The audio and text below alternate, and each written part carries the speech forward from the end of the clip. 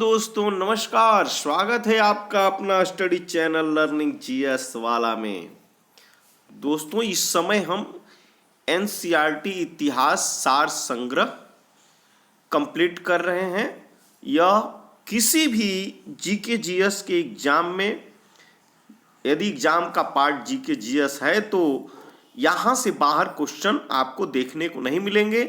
आप examination hall से अपने जीके जीएस के 100 से 100% प्रश्नों को सॉल्व करके आएंगे, यह हमारा वादा है।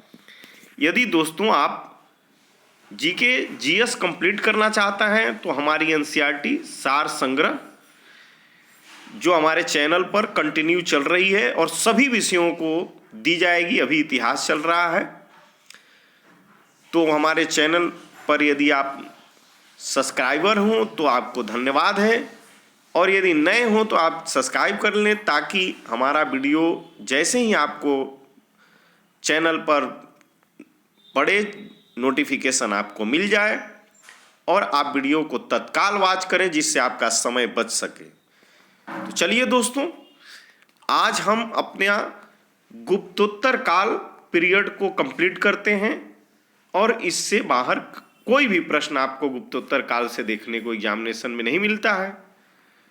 तो गुप्तोत्तर काल ये देखिए, आपका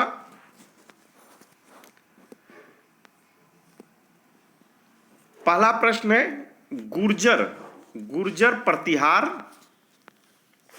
वंश की स्थापना किस शासक ने की थी? तो गुर्जर प्रतिहार वंश की स्थापना नागभट्ट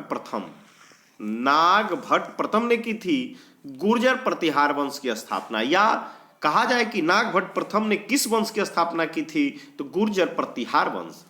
राष्ट्रकूट राज साम्राज्य की स्थापना किसने की थी? तो राष्ट्रकूट राज साम्राज्य की स्थापना दंती दुर्ग ने किया था। या कहा जाए कि दंती दुर्ग ने किस साम्राज्य की स्थापना किया था? तो राष्ट्रकूट शासक ने। गुप्तोत्तर काल में भारत में मुख्यतः किसका आयात किया जाता था? तो आयात की बात किया जाए गुप्तोत्तर काल में तो घोड़ों का आयात किया जाता था। मौखरी शासकों की राजधानी कहाँ थी? तो मौखरी शासकों की राजधानी कन्नौज थी। कन्नौज का इतिहास बहुत ही पीछे युद्धों से भरा रहा है, क्योंकि कन्नौज भारत के मध्य सेंटर में पड़ता था, जहां से यदि कोई अपनी राजधानी बनाता था, यदि यह इस पर अधिकार कर लेता था तो पूरे देश की शासन सत्ता को संभाल सकता था। सम्राट हर्षवर्धन ने अपने शासन काल में कन्नौज तथा प्रयाग में 2 बौद्ध महासम्मेलनों का आयोजन किया था। तो यहां से ये प्रश्न पूछता है कि प्रयाग और कन्नौज में 2 बौद्ध महासम्मेलनों का आयोजन किसने किया था? तो सम्राट हर्षवर्धन ने। बाल विवाह की प्रथा किसके शासन काल में आरंभ हुई थी? तो बाल विवाह इंपॉर्टेंट क्वेश्चन है कि शुरुआत कुषाण काल में हुई थी। प्राचीन भारत में सिंचाई कर को क्या कहते थे? तो प्राचीन भारत में सिंचाई कर को विदक भागम कहते थे। विदक भागम। अब हर्ष के प्रशासन में अवंती युद्ध और शांति का अधिकारी था। इसके कुछ और अधिकारियों की बात की गई है, तो चलिए हम इसको देख लेते हैं। सिंहनाद, सेनापति को सिंहनाद कहा जाता था। कुंतल, अश्व सेना के प्रधान को कुंतल कहा जाता था। स्कंदगुप्त, हस्त सेना के प्रधान को स्कंदगुप्त कहा जाता था। सामंत या महाराज, नागरिक प्रशासन का प्रमुख कार्य जो देखता था उसे सामंत या महाराज कहा जाता था। 3री शताब्दी में वारंगल किसके लिए प्रसिद्ध था? तो वारंगल जो है लोहे के यंत्रों या उपकरणों हेतु प्रसिद्ध था। पुराणों के अनुसार चंद्रवंशीय शासकों का मूल स्थान किसे माना जाता है? तो चंद्रवंशीय शासकों का मूल स्थान प्रतिष्ठानपुर था। हर्षचरित नामक पुस्तक के रचयिता कौन है? तो हर्षचरित नामक पुस्तक के रचयिता बाणभट्ट हैं। इंपॉर्टेंट, बाणभट्ट। हर्ष का शासन काल कब से कब था?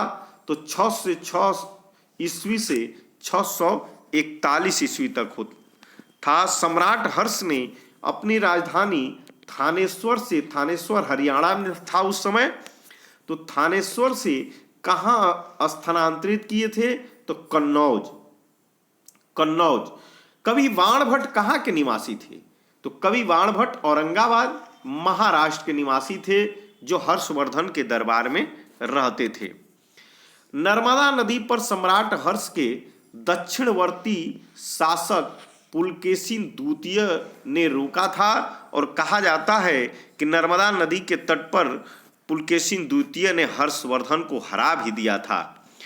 तो मौर्य ये कहानी इतिहास में वर्णित की गई है। नालंदा विश्वविद्यालय किस राज्य में स्थित है? तो नालंदा विश्वविद्यालय बिहार राज्य में स्थित है। वेनसांग किस राजा के शासन काल में भारत आए थे? इंपोर्टेंट है, सम्राट हर्षवर्धन VVI। भारत में नारियल की खेती कब से प्रारंभ हुई थी? तो भारत में नारियल की खेती का प्रारंभ सातवाहन काल से शुरू हुआ था। कौशेय शब्द का प्रयोग किसके लिए किया जाता है? कौशेय शब्द का प्रयोग रेशम के लिए किया जाता है, रेशम के लिए। गुप्तोत्तर काल में प्रमुख व्यापारिक का केंद्र कहाँ था? तो कन्नौज। वेनसांग की भारत में यात्रा के समय सूती वस्त्रों के उत्पादन के लिए सबसे प्रसिद्ध केंद्र मथुरा था, मथुरा। गुप्तोत्तर काल में भूमि का स्वामित्व किसके हाथ में था? तो भूमि का स्वामित्व गुप्तोत्तर काल में ग्राम सभा के हाथ में था। भारत में सबसे प्राचीन विश्वविद्यालय कौन था?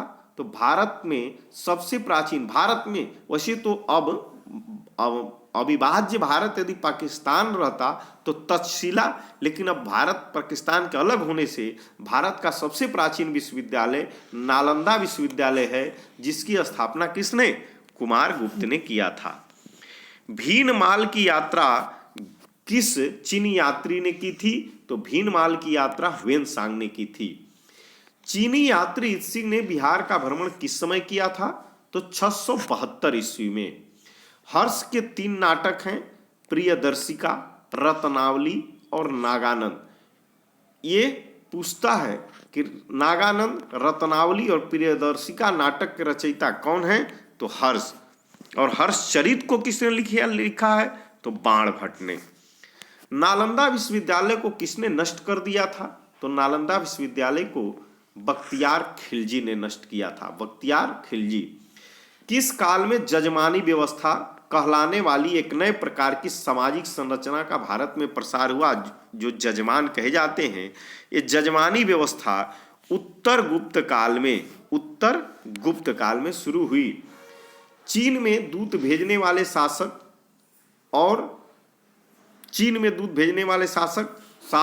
और वंश।